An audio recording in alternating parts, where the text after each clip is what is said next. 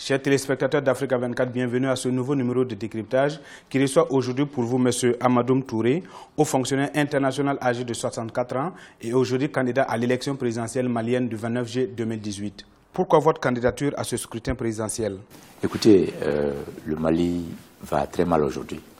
Nous sommes dans une situation où chaque Malien, chaque Malienne a le devoir de pouvoir proposer une solution aux problèmes de ce pays-là.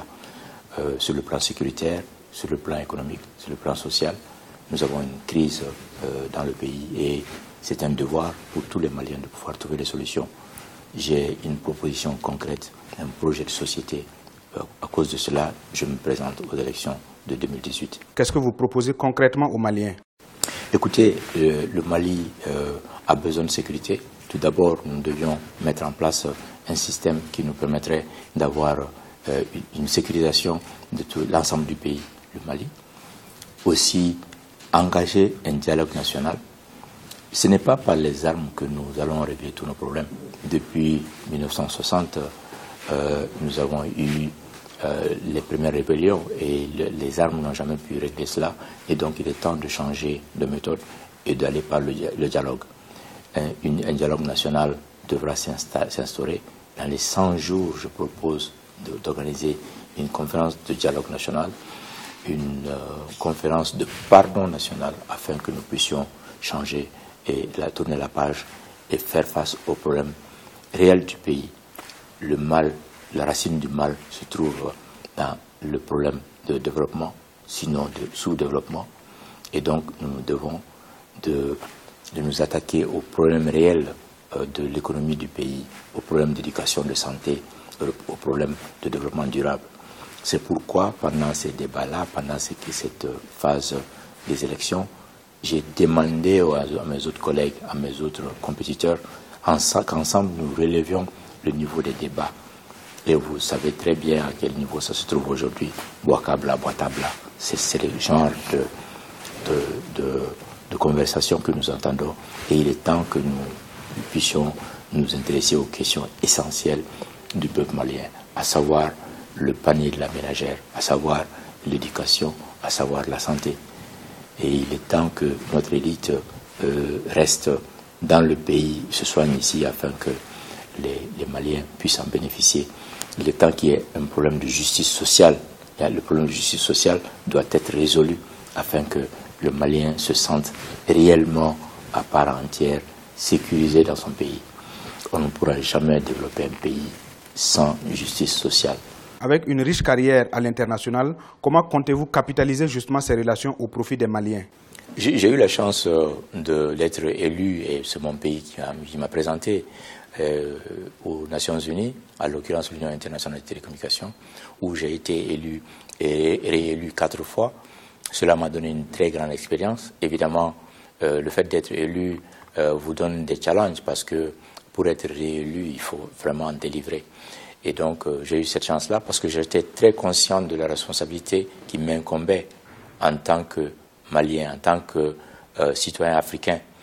Vous savez, malheureusement, quand un Africain réussit, c'est lui. Mais quand il échoue, c'est l'Africain, c'est son pays, et c'est le citoyen de son pays ou c'est le noir. Et donc, cela m'avait donné une certaine responsabilité assez lourde et que je suis heureux d'avoir pu porter à bien. Cela aussi m'a donné l'opportunité de me frotter à des hommes, des grands dirigeants de ce monde et de connaître leur méthode de travail et de connaître leur philosophie et leur comportement. Vous avez bien parlé du président Paul Kagame, qui est un homme rigoureux dans tout ce qu'il fait. Il est rigoureux avec lui-même d'abord et rigoureux avec les autres. Et il n'a pas d'amis, il a les amis de son pays. Les peuples n'ont pas d'amis, ils n'ont que des intérêts.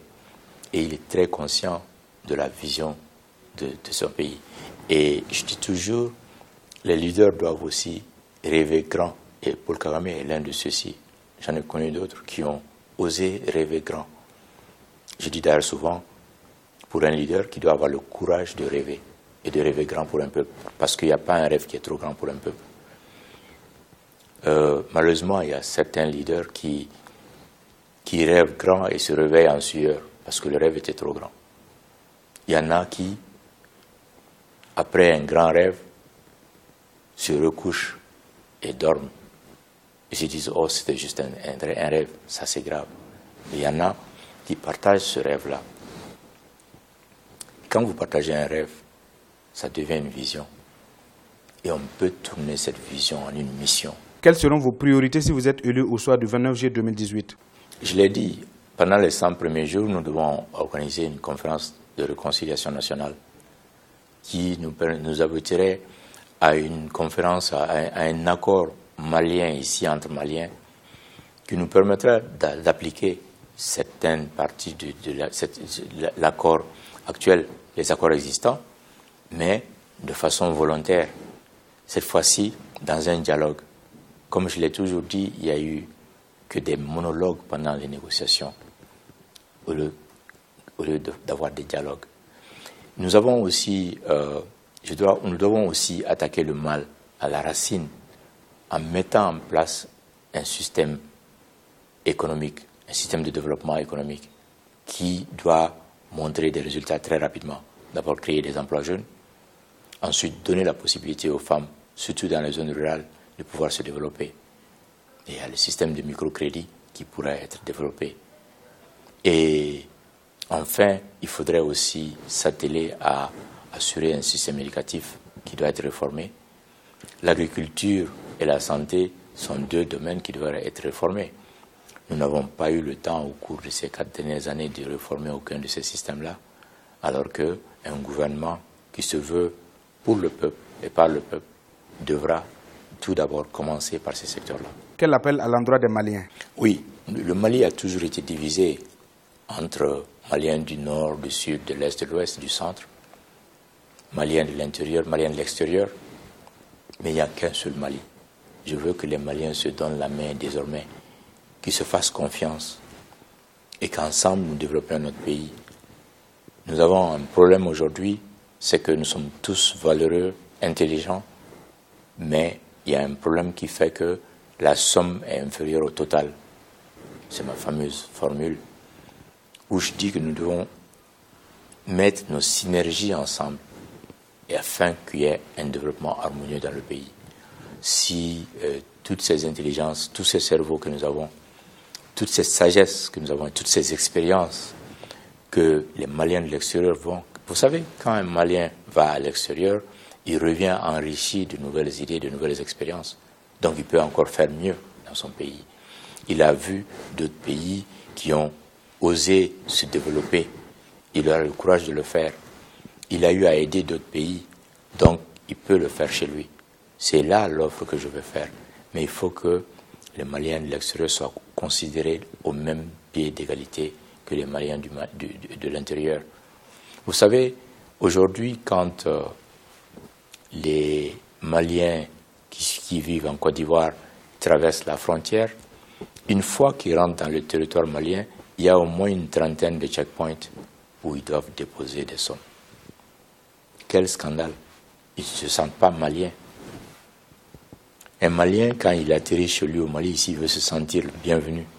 Mais la plupart du temps, on lui demande quand est-ce que vous retournez. Ce n'est pas normal parce que ce sont des hommes et des femmes qui travaillent très dur tous les jours et qui nourrissent des familles ici et qui veulent contribuer au développement de leur pays. Et il y a beaucoup de Maliens qui sont restés ici qui ont le même sentiment. Et donc, ils ont la même valeur. Et nous devons donc travailler ensemble, éviter ce partage-là, cette division. Donc, je voudrais que les Maliens s'unissent pour qu'ensemble, nous puissions faire du Mali un peuple béni. Le peuple béni qu'il est puisse être un peuple développé, un peuple réconcilié avec lui-même.